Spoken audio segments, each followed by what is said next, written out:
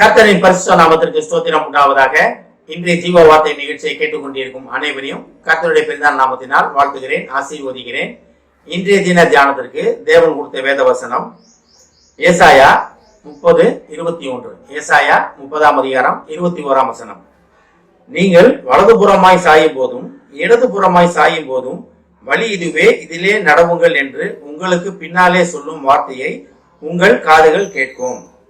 இன்றைய தினத்துல தேவன் நம்மளை குறித்த திட்டத்தை இதன் மூலமாக சொல்கிறார். நம்ம அதை கேட்போம், என்ன எப்படின்னு நம்ம அதை பார்ப்போம். நம்ம இன்றைய தினத்துல இதுல பாருங்க, நீங்கள் வலதுபுறமாய் சாயும் போதும் இடதுபுறமாய் சாயும் போதும் வழி இதுவே, இதிலே நடவுங்கள் என்று இதுல 2-3 காரியம் சொல்லப்பட்டிருக்கிறது. அப்ப வலதுபுறமா இடதுபுறமா நம்ம சாயத்தான் செய்வோம். ஏன்னா நம்ம மண்ணான மனிதர்கள், நம்ம குற்றமுள்ள பாவமுள்ள மனிதர்கள், நம்ம குறைவுள்ள மனிதர்கள். ஆனால் தான் தேவன் நம்ம குறைகளை சரிப்படுத்துவதற்காகத்தான் நம்ம பாவங்கள்ல இருந்து நம்மளை விடுதலையாக, நம்மளால முடியாது, நம்ம பாவங்கள்ல இருந்து நம்மளால விடுதலையாக முடியாது, நம்மளே ரட்சிக்க முடியாது. ஆனால் தான் தேவன் பலியானார். குற்றமில்லாத ஆடு பலியாகப்பட்டது நமக்காக. ஆனால் தான் நம்ம அதை விசுவாசிக்கிறோம். நம்ம தேவன் எனக்காக, என் பாவங்களுக்காக பலியானார் அப்படின்னு நம்ம விசுவாசிக்கிறோம்.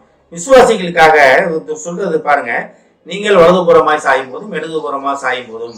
அப்ப நம்ம 1000 விசுவாசிகளா இருந்தாலும், தேவனை ஏற்றுக்கொண்டவர்களா இருந்தாலும், தேவ சத்தத்தை கேட்கிறவர்களா இருந்தாலும், நம்ம என்ன பண்ணுவோமா? வலதுபுறமா இடதுபுறமா தேவன் நமக்கு குறித்த வழியை விட்டு, தேவன் நமக்குன்னு ஒரு வழி வச்சிருப்பார். இதை கேட்டுக்கொண்டிருக்கும் உங்கள் ஒவ்வொருவருக்கும் தேவன் ஒரு பாதை வைத்திருப்பார், ஒரு வழி வைத்திருக்கிறார். நீங்க அடுத்தவங்க பாதையில ஓடினீங்கன்னா தேவன் உங்களுக்கு சொல்லுவார், வழி இது கிடையாது, இதுல ஓடுங்க. ஆனா தான் பவுல் சொல்றாரு, ஓட்ட பந்தயத்துல அவன் முறைப்படி ஓட வேண்டும், அவனுக்கும் குறிக்கப்பட்ட ட்ராக்ல ஓடணும். அடுத்த ட்ராக்ல ஓடி ஜெயிச்சானா அது ஜெயிப்பு கிடையாது. ஆனால் தான் தேவன் சொல்றாரு, வழி உங்கள் வழியில நீ நடவுங்க. அப்ப நம்ம ஆசைப்படுறது என்ன பண்றோம்? இவங்க இவ்வளவு பெரிய ஆளா இருக்காங்க, நாங்களும் இவ்வளவு மாதிரி வரணும் அப்படின்னு அது ஆசைப்படுறது தப்பு கிடையாது. ஆனா உங்க வழி என்ன வழி? தேவன் உங்களை குறித்த திட்டம் என்ன? அந்த தேவன் நம்மளை குறித்த திட்டத்தை நம்ம அறியாதனால்தான் நம்ம வாழ்க்கையில நிறைய பேர் உழுந்து போறது காரணம். எல்லாம் விசுவாசிகள் தான், உண்மைதான்.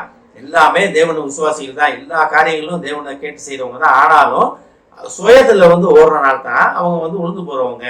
ஆனால் தான் அது தெரிஞ்சனால்தான் ஏசாயா தீர்க்கதரிசி மூலமா தீர்க்கதரிசனமா சொல்றாரு, நீங்கள் வலதுபுறமாக சாயும் போதும் இடதுபுறமாக சாயும் போதும் வழி இதுவே, இதிலே நடவுங்கள் என்று உங்களுக்கு பின்னாலே சொல்லும் வார்த்தையை உங்கள் காதுகள் கேட்கும். இது தீர்க்கதரிசனமா சொல்றாரு. தேவன் நம்மகிட்ட சொல்லி கொண்டு இருக்கிறார், நீ போற பாதை சரியில்லை, நீ இந்த பாதையில போகாத, நான் உனக்கு இந்த பாதை வைக்கல, நான் உனக்கு குறித்த தரிசனம் வேற, உன்னை குறித்து என்னுடைய தரிசனம் வேற, உன்னை குறித்து என்னோட பார்வைகள் வேற, நீ அதை விட்டுட்டு இன்னொரு பாதையில ஓடிட்டு இருக்க, இன்னொருத்த தரிசனத்துல ஓடிக்கொண்டு இருக்கிறாய். தேவ வார்த்தை, தேவ சத்தம் நம்மளை எச்சரிக்கும். எப்ப நம்ம தேவனுடைய விசுவாசிகளா, தேவனுடைய சத்தத்தை கேட்பவர்களாக இருக்கும் பொழுது. ஆனா தான் நேற்றைய தினம் பார்த்தோம், என் ஆடுகள் என் சத்தத்திற்கு செவி குடிக்கின்றன, என் ஆடுகள் அவருக்கு சத்தத்தை கேட்டு மேய்ப்பன் பின் செல்கின்றன அப்படின்னு பார்த்தோம். எதுக்காக பின் சொல்றோம்? நம்ம எதுக்கு அவர் சத்தத்தை கேட்கிறோம்? அவர் தான் நம்ம மேய்ப்பன், அவர் தான் நம்ம ரட்சகர். எதுக்காக பின் சொல்றோம்? அவர் நம்மளை உள்ளூர் இடங்களில் கொண்டு போவாரு, அமர்ந்த தண்ணீர் அண்டை கொண்டு போவாரு, நம்மளை பரலோகத்துக்கு கொண்டு போற பாதைகளை அவர் காட்டுவாரு. ஆனால் தான் தேவன் திருப்பி சொல்றாரு, வலதுபுறமாக இடதுபுறமா சாயும் போது வழி இதுவே, இது நடவுகின்ற சத்தம் உங்கள் காதுகள் கேட்கும் அப்படின்றாரு. தேவ சத்தத்தை நம்ம கேட்க ரெடியா இருக்கோமா? தேவன் நம்மளோட பேச ரெடியா இருக்காருங்க, முகமுகமா பேச ரெடியா இருக்காரு. பேசுறது மட்டும் இல்லாம நம்ம பாதைகளை செவிப்படுத்துகிற தேவன். இப்ப முழு மனதுடன், முழு ஆத்மாவுடன் நம்மளோட முழு இதை தேவன் ஒப்படைக்க வேண்டும். இனி வாழ்வது நான் அல்ல, நீரே என்னில் வாழ்கிறீர் அப்படின்ற நிலைமைக்கு தேவன் நம்ம முழுசா போட்டோம். ஆடு எப்படி? சுய புத்தி கிடையாது, அதுக்கு சுயமா சிந்திக்காது. அது நம்ம மெய்ப்பன் சொல்றது மட்டும் கேட்கும். சுயமா சிந்திக்கிற, சுயமா இஷ்டப்படி ஓடுற ஆடுகளும் உண்டு. அதை பத்தி தேவனுக்கு கவலை இல்லை.